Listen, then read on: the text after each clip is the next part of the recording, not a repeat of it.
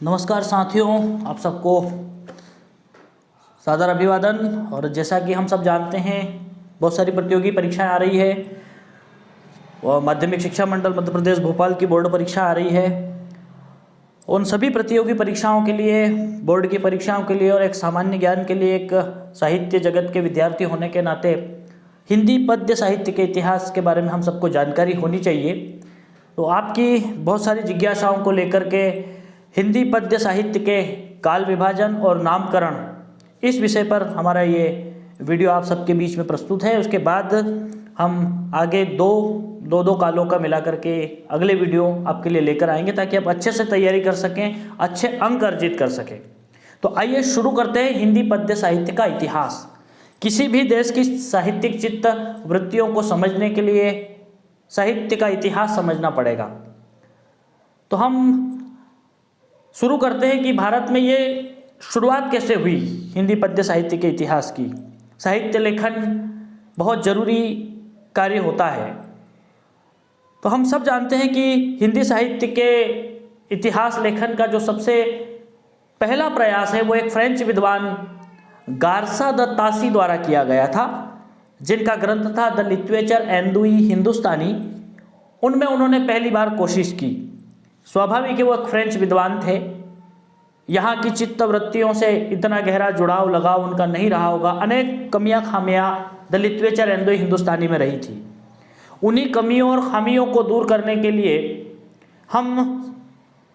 हमारे सामने जो हिंदी साहित्य का प्रामाणिक इतिहास है, उसे लिखने का जो श्रेय है वो जाता है आचार्य रामचंद्र शुक्ल को। जी हाँ, आचार्य रामचंद्र शुक्ल ने हिंदी साहित्य का प्रामाणिक इतिहास लिखा।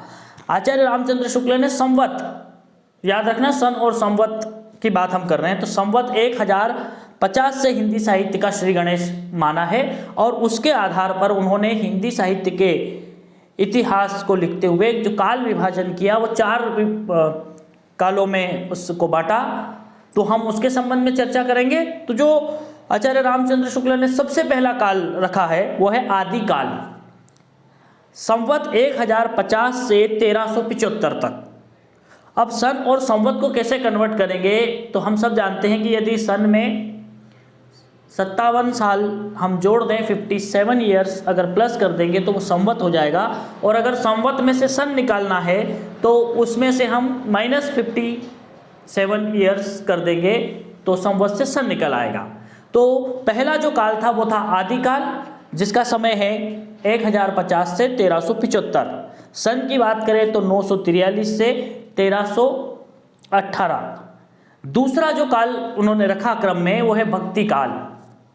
भक्ति काल का जो समय है संवत 1375 से 1700 तक। बात करें सन की तो 1318 से 1643 तक ये समय बैठता है। तीसरे नंबर पर जो काल है वो है वीति काल, जिसका समय है संवत 1700 से 1900।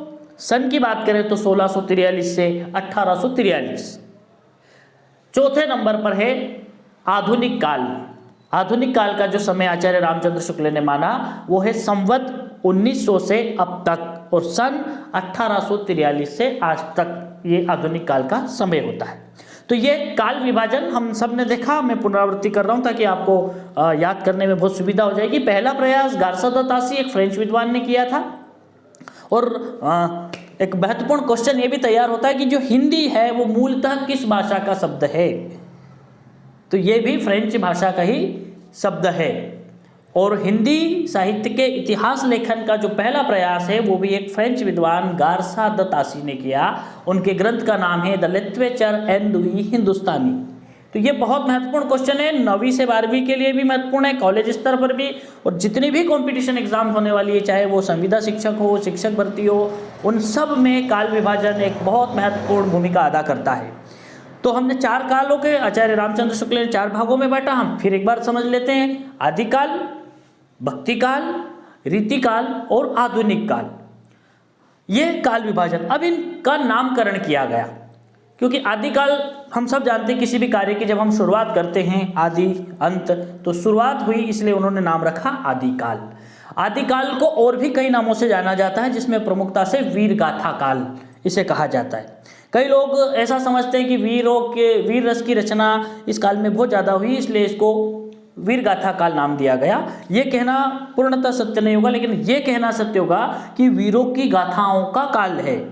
जो राजा युद्ध भूमि में जाते थे और लड़ाइयाँ लड़ते थे तो उन वीरों की गाथाओं का वर्णन किया जाता था, स्वाभाविक है उसमें वीर रस का प्रयोग होता था, तो इसे आदिकाल को ही वीर गाथा काल भी कहा गया है। दूसरा, इसी काल को चारण काल भी कहा गया है। उसके पीछे कारण ये है कि आदिकाल में जो कवि थे वो राजा के आश्रय में रहते थे और उनका जीवन राजा की कृपा पर निर्भर होता था, लेकिन वो बहुत महत्वपूर्ण भूमिका अदा करते थे। और भी जानकारी हम आगे जो 2 वीडियो इन चारों कालों के बारे में जो लेकर आएंगे, इनकी चित्तवृत्तियाँ, विशेषता, इसके प्रमुख कवि और रचना, उसमें हम देखेंगे। दूसरा है भक्ति काल। तो भक्ति काल को और भी कई नामों से जाना जाता है। पहला तो पूर्व मध्यकाल के नाम से इसको जाना जाता है। दूसरा है स्वर्ण काल। सबसे ज़्यादा प्रश्न अगर आते हैं कंपटीशन एग्जाम में तो भक्ति काल से बहुत सारे क्वेश्चन पूछे जाते हैं, इसलिए भक्ति काल का जो नामकरण किया गया, भक्ति विषयक चित्तवृत्तियों के कारण भी। दूसरा, इसे पूर्व मध्यकाल भी कहा गया क्योंकि हिंदी साहित्य के जो बहुत महत्वपूर्ण प्रेसियस जो ग्रंथ आए हैं वो इसी काल में आए हैं, इसीलिए इसे स्वर्ण काल भी कहा गया। और कई लोग इसे कहते हैं आज के आपातकाल की तरह भी इसे माना जाता है कि जिस काम की जिस युग में मनाही थी वो उतना ज़्यादा इस काल में निखर करके सामने आया। तो आदिकाल को हमने समझा, उसे वीरगाथा काल के नाम से भी जाना जाता है, चारण काल के नाम से भी जाना जाता है। भक्ति काल को पूर्व मध्यकाल के नाम से जाना जाता है, स्वर्ण काल के नाम से जाना जाता है और आपातकाल भी कहीं कहीं से कहा जाता है। तीसरे नंबर पर जो आचार्य रामचंद्र शुक्ल ने जिस काल विभाजन किया उसमें रीतिकाल। रीतिकाल, रीति का मतलब होता है प्रणाली, एक सिस्टम के तहत रचनाएं करना। तो रीतिकाल को उत्तर मध्यकाल और पूर्व मध्यकाल हम थोड़ा सा समझ लेंगे, क्योंकि भक्ति काल को पूर्व मध्यकाल कहा है।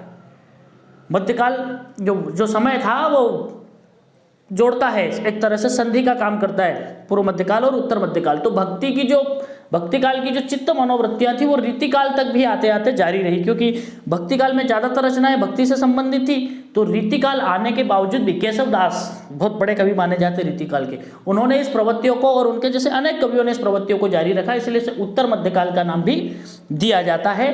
कहीं कहीं मिश्र बंधुओं ने इसे श्रृंगार काल की संज्ञा दी है, क्योंकि रीतिकाल क्यों नामकरण हुआ ये हम केवल अभी नामकरण समझते हैं, ऐसा उन्होंने क्यों कहा है इसके बारे में लंबी चौड़ी चर्चा हम अगले की वीडियो में करने वाले हैं। तो इसे श्रृंगार काल भी नाम दिया गया है। आता है आधुनिक काल।